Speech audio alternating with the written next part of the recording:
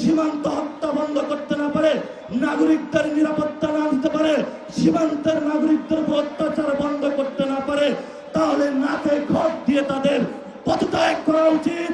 আর যদি তারা সসম্মানে পদত্যাগ না করা, তাহলে তোমাকে টেনে হিঁচড়ে আমরা বাংলার মাটিতে পদত্যাগ করাবো।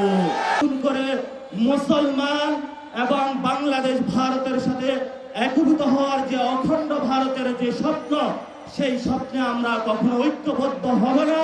এবং তোমরা যে স্বপ্ন দেখো, তোমাদের সেই স্বপ্ন দিবা স্বপ্নেই থেকে যাবে, বাস্তবে কখনো হবে না। যদি বাস্তবে হওয়া সম্ভব, যেটা আমাদেরকে ভাসানী বলে গিয়েছিলেন, পশ্চিমবঙ্গ আমার, আসামও আমার, মণিপুরও আমার, এই মহাদ্বীপ পুরোটাই হলো আমাদের। প্রিয় উপস্থিতি, 1947 সালে আমার আপনার যারা বাপ দাদা চাচা তারা যুদ্ধে নেমেছিল একটি বৈষম্যহীন বাংলাদেশ গঠনের জন্য। কিন্তু 1971 সালে বাংলাদেশের মুসলমানদের উপরে, বাংলাদেশের মানুষের উপরে সেই বৈষম্যহীন বাংলাদেশ গঠনের পরিবর্তে ভারতের একটি পুতুল সরকার, মুজিববাদী সরকার বাংলাদেশের উপরে আবার চাপিয়ে দেওয়া হয়েছিল। সেই মুজিববাদী সরকার গত 53 বছরে আমাদের উপরে জুলুম নির্যাতন করেছিল। আমরা স্বপ্নে আকাঙ্ক্ষা দেখেছিলাম, 24 আমরা রক্ত দিয়েছিলাম ভারতীয় যে বয়ান, সেটা থেকে বের হয়ে একটি স্বাধীন পররাষ্ট্রনীতির মধ্য দিয়ে যাব। সাথে সাথে সেই রক্তের হোলি খেলায় ভারত আমাদের সেই শহীদ ওসমান হাদি ভাইকে শহীদ করে দিয়েছে, অসংখ্য ভাইকে শহীদ করে দিয়েছে। নতুন করে যখন আমরা স্বপ্ন দেখেছিলাম মুজিববাদী বয়ান থেকে বের হয়ে বাংলাদেশের একটি স্বপ্ন নিয়ে ইসলাম এবং সার্বভৌমত্বের আহ্বান নিয়ে আমরা সামনে এগিয়ে যাব, তখনই আমরা দেখতে পেলাম যার বাপ বলেছিল উই রিবল, তারই সন্তান মুজিববাদের পথ ধরে মোদের কাছে আবার নজরানা দেওয়ার চেষ্টা করতেছে। প্রিয় বিএনপি, প্রিয় তারেক রহমান, আমরা আপনাদেরকে স্পষ্ট বার্তা বলতে চাই, আপনার যদি মুজিববাদে যাওয়ার ইচ্ছা হয়, আপনি আওয়ামী লীগ থেকে বড় মুজিববাদী হইতে পারবেন না।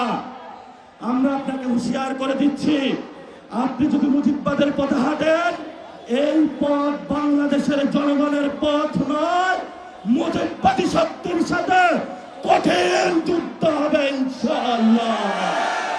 সেই যুদ্ধে যদি বিএনপি বা আপনারা যদি মুজিববাদের পক্ষে থাকেন, 24 গণ অভ্যুত্থানে যদিও আপনারা আমাদের সাথে রাজপথে ছিলেন, আমরা সেখানে আপনাদের সাথে কোনো কম্প্রোমাইজ করব না।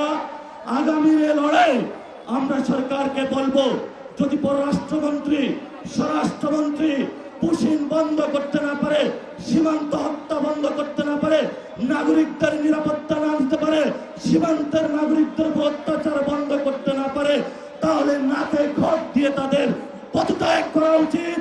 আর যদি তারা সসম্মানে পদত্যাগ না করা, তাহলে তোমাকে টেনে হিঁচড়ে আমরা বাংলার মাটিতে পদত্যাগ করাবো। লাস্ট যে কথাটা, আমাদের ফরেন মিনিস্টার জাতিসংঘে ইলেক্টেড অ্যাসেম্বলি হয়েছেন, জাতিসংঘের সভাপতি হয়েছেন, কিন্তু সীমান্তে আপনি হত্যাকাণ্ড দেখেন না, সীমান্তে আপনি পুশিন দেখেন না। আপনার চোখে শুধু সেখানে কিভাবে ভিন্ন দেশের করায়ত্তের মধ্য থেকে বাংলাদেশের সার্বভৌমত্ব জলাঞ্জলি দেওয়া যায়, সেই পথে আপনি তারেক রহমানের সাথে হাত মিলিয়েছেন। প্রিয় খলিল ভাই, এই খলিল ভাই আপনি ছিলেন না। যদি আপনি মুজিববাদের পথে হাঁটেন, আমরা আপনাকে শায়েস্তা করার জন্য প্রস্তুত আছি। তখন কোন খলিল ভাই আমরা চিনব না, সালাউদ্দিন ভাই আপনাকেও আমরা চিনব না। প্রস্তুত হন, আমরা ছিলাম রাজু ভাস্কর্যে, শাহবাগে এসেছি, ভবিষ্যতে পুরো বাংলাদেশ একসাথে জেগে উঠবে সার্বভৌমত্ব এবং ইসলাম রক্ষার আন্দোলনে। সবাই প্রস্তুত হন, সময় শুরু হয়েছে।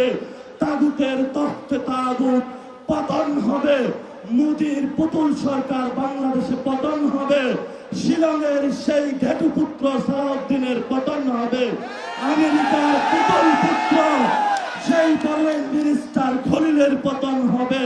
এদের পরে যারা মুজিববাদের নব্য দূষক, তাদেরও বাংলাদেশে পতন হবে ইনশাআল্লাহ।